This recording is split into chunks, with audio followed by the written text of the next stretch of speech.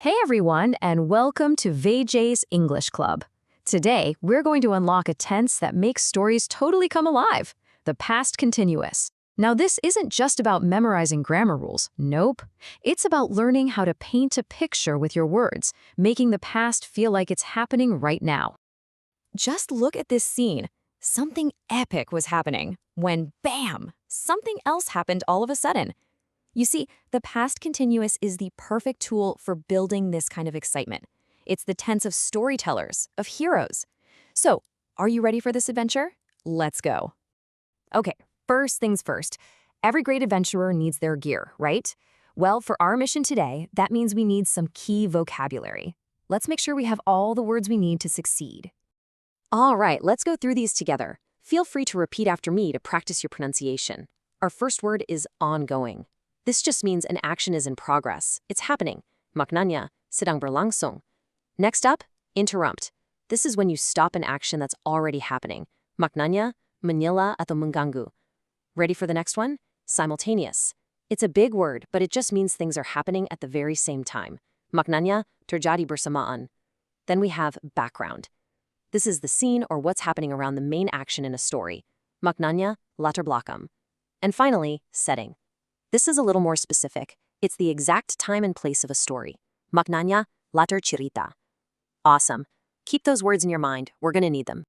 So, now that we have the words, it's time to learn how to actually build the sentences. Think of it like a secret formula that unlocks your storytelling superpower. Okay, let's dive right in. The formula is actually really simple, but so powerful. It's just the subject, plus was or were, plus the verb with an ing added to the end. So, the key is knowing when to use was and when to use were. We use was for I, he, she, and it. And we use were for you, we, and they. Jadi, rumusnya adalah subject ditambah was atau were, ditambah kata kerja bentuk ing, kita pakai was untuk I, he, she, it, dan kita pakai were untuk you, we, and they. Easy, right? And check out how easy it is to change the sentence form. For a positive sentence, it's she was reading. Simple. To make it negative, you just add not.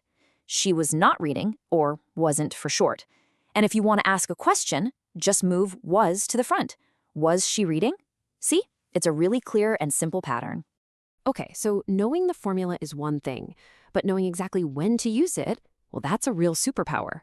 So let's talk about how to use this new skill in real-life situations. So we use the past continuous for a few different reasons.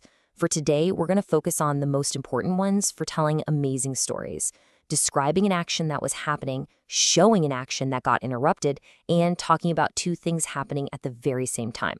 Let's look at some examples so you can see exactly how this works. Here's our first use. This shows an action that was in progress at a very specific time in the past.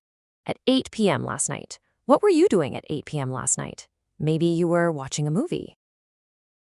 Ini menunjukkan sebuah aksi yang sedang berlangsung pada waktu spesifik di masa lalu. This is a classic one. I want you to notice how we have a long action, I was studying, that was happening, and then a short action, she called, suddenly interrupted it. This is exactly how you build action and suspense in a story. Ini menunjukkan aksi panjang yang sedang berlangsung, disela oleh sebuah aksi singkat. This tense is also perfect for talking about two things happening at the exact same time in the past. He was cooking, and at the same time, she was setting the table. This is how you create a really busy, living scene in your stories. It makes the reader feel like they're right there with you. Tensi ini juga dipakai untuk menjelaskan dua aksi yang terjadi secara bersamaan di masa lalu. Now, to connect our ideas perfectly, we need to use two really important little words, when and while. Knowing which one to choose is the key to making your sentence sound great.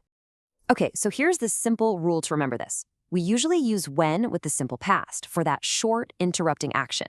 And we use while with the past continuous, usually for two actions that are happening together. So here's a quick tip. Think when for interruptions and while for two things happening at the same time. Let's look at this example. The long background action is they were playing football. What's the short action that interrupted it? It started to rain. So we connect them with when. See how that works? It's perfect. And here's a great example with while. The long background action is, I was walking to school, and while that was happening, another action occurred. I saw an accident. See how while helps set the scene for something that happened during that longer action? All right, you have done an absolutely amazing job. Seriously, we're on the home stretch now. We've reached the final section. Let's do a quick review just to lock in this new skill you've worked so hard to learn today. So, if there's one thing to remember, it's this difference right here. The simple past is for an action that is 100% finished. I studied yesterday. Boom, it's over. But the past continuous, that describes the background action that was in progress. I was studying when she arrived. It really paints a picture. And that's it. You now have the storyteller's tense. This is a truly powerful new skill for describing your memories and speaking much more advanced English. You should be really proud of what you've learned today. Just keep practicing. Terima kasih. Thank you so much for learning with me at VJ's English Club today. Remember, practice is what makes you stronger, so keep practicing every single day because you are amazing and I know for sure you can do this. I'll see you next time.